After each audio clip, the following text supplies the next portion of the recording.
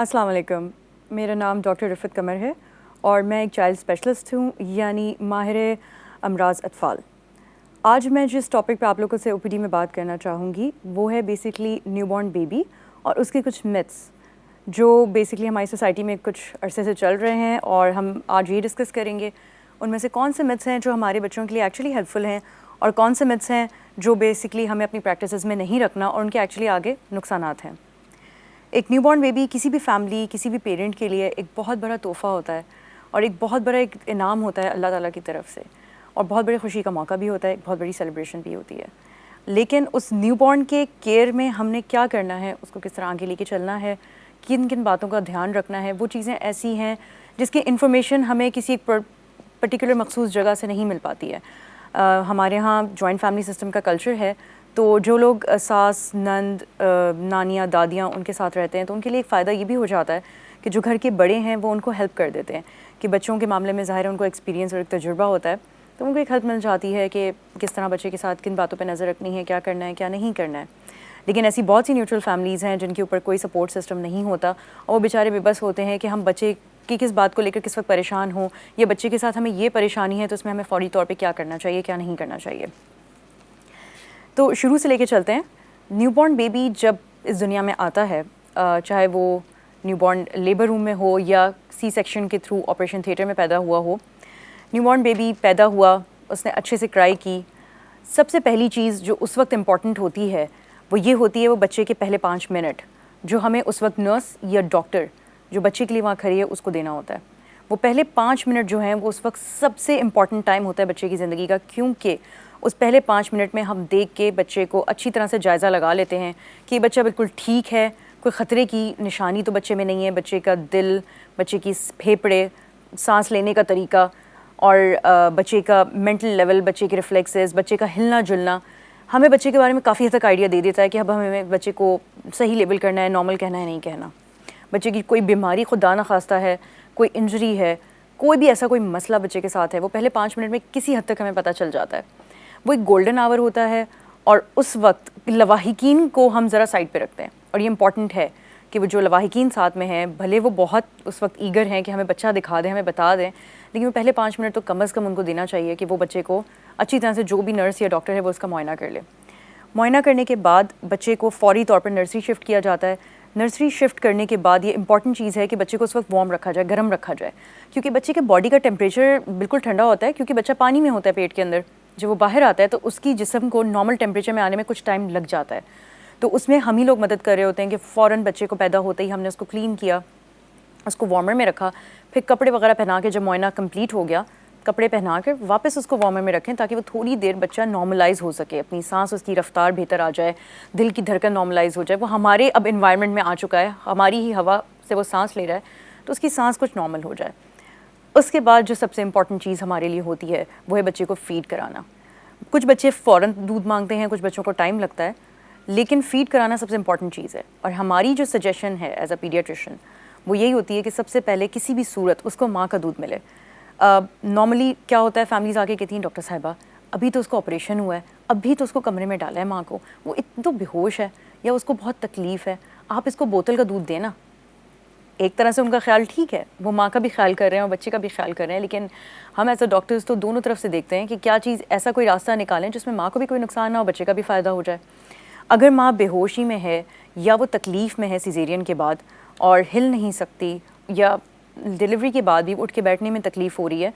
تو پہلی بار بچے کو دودھ پلانے کے لیے ماں کو ہلنے کی بالکل ضرورت نہیں ہے۔ جو بھی ہیلپر بچے ماں کے ساتھ ہے، بچے اور ماں کے ساتھ کوئی نرس ہے وہاں پہ اویلیبل، بڑے ہسپتالوں میں تو فیڈنگ نرس کی بھی فیسلٹی اویلیبل ہوتی ہے، بٹ اگر بڑا ہسپتال ایسا کوئی ہسپتال نہیں ہے کوئی بات نہیں، کوئی بھی اٹینڈنٹ جو ماں کے ساتھ ہے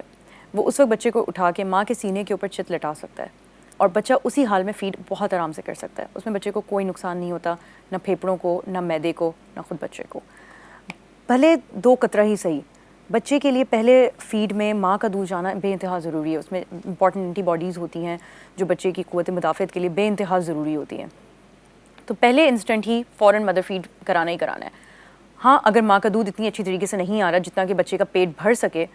تو یہ کیا جا سکتا ہے کہ پہلے ماں کا دودھ پلایا جائے، اس کے بعد بچے کا پیٹ نہیں بڑھا تو اوپر کا دودھ بچے کو اوپر سے اسٹیپ اپ کرنے کے لیے دیا جا سکتا ہے. اس طرح ماں کو بھی تھوڑا ریسٹ مل جائے گا اور بچے بھی پیٹ خالی نہیں رہے گا, بچے کی شوگر لیول وغیرہ مینٹین رہے گی.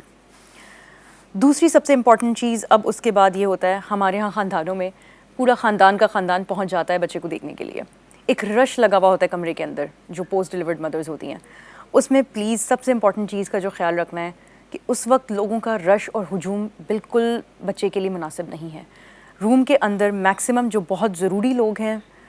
ماں باپ ہو گئے اور کوئی ایک گرینڈ پیرنٹ ہو گیا یا کوئی نند ہو گئی ساتھ میں, اور یا کوئی چچی وغیرہ ہو گئی جو ہیلپنگ کے لیے ہیں, وہاں پر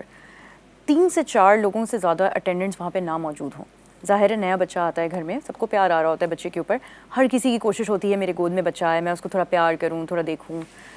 آج کل کے جو حالات چل رہے ہیں, اینڈ آئی مین آج کل سے کووڈ کے بعد کے جو حالات چل رہے ہیں, تو اس میں تو فزیکل کانٹیکٹ ویسے بھی ہم نے کم کیا ہوا ہے,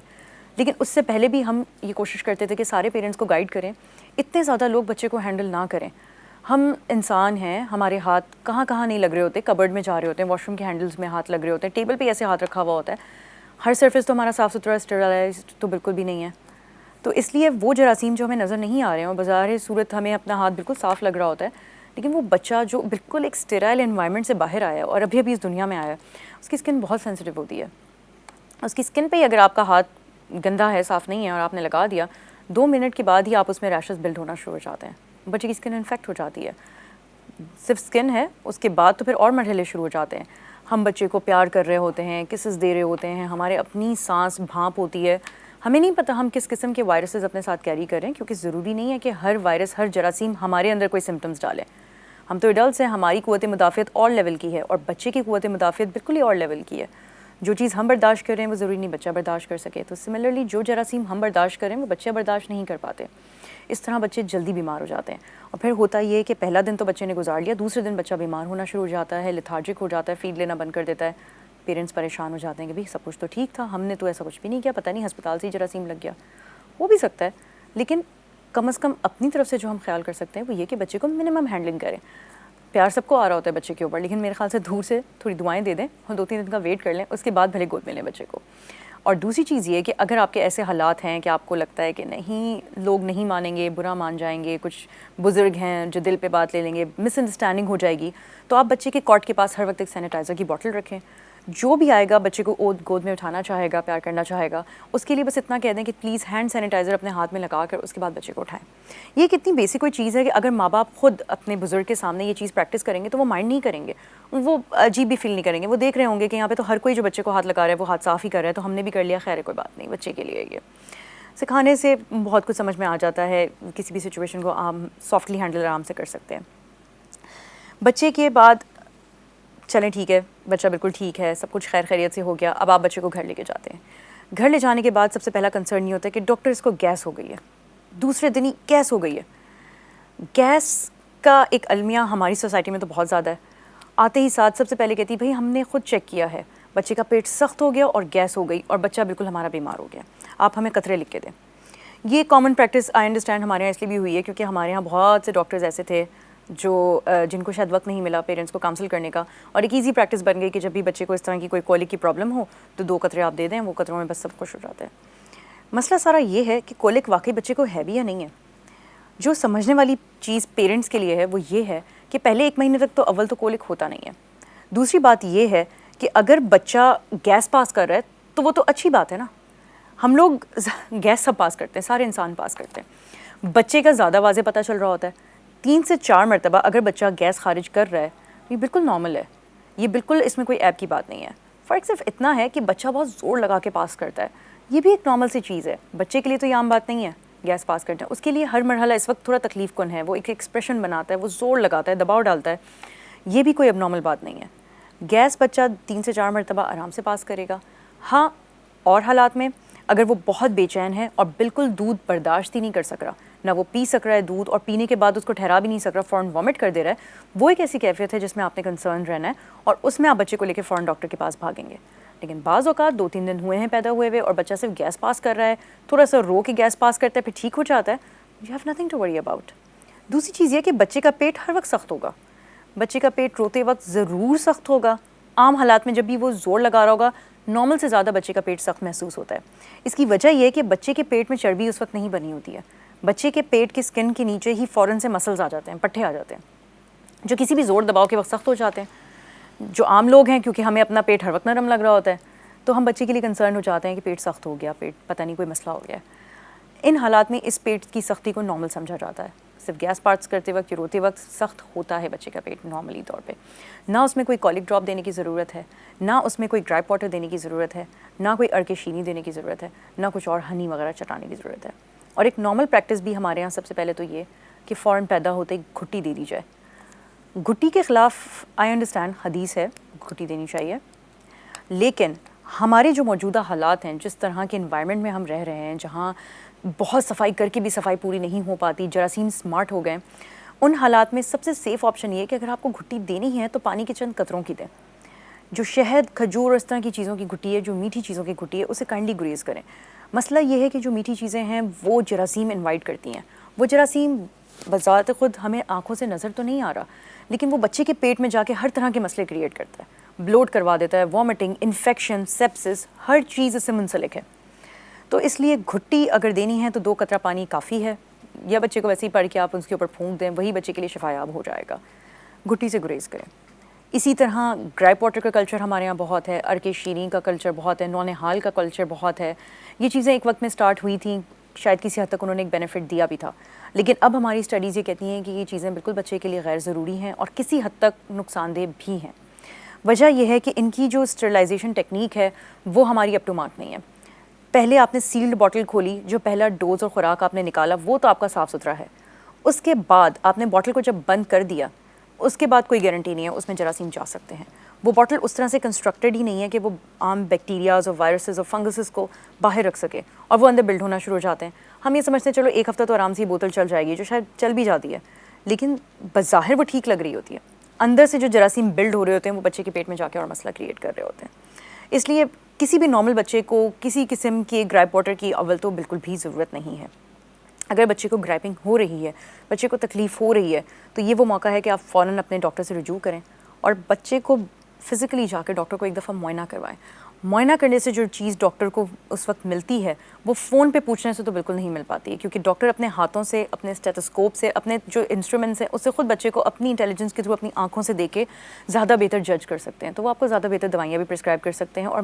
مزید گائیڈ کر سکتے ہیں کہ آیا بچہ ٹھیک ہے, نہیں ہے, کوئی اب نارمیلٹی ہے یا نہیں ہے. تیسری جو سب سے امپورٹنٹ چیز جو ہمارے یہاں اب ایک کویشچن ہے, کوئری ہے, کہ بچے کی موجودگی میں آپ نے اے سی اور پنکھا سب بند رکھنا ہے, کمرے میں ہوا نہیں ہونی چاہیے, ٹھنڈ لگ جائے گی.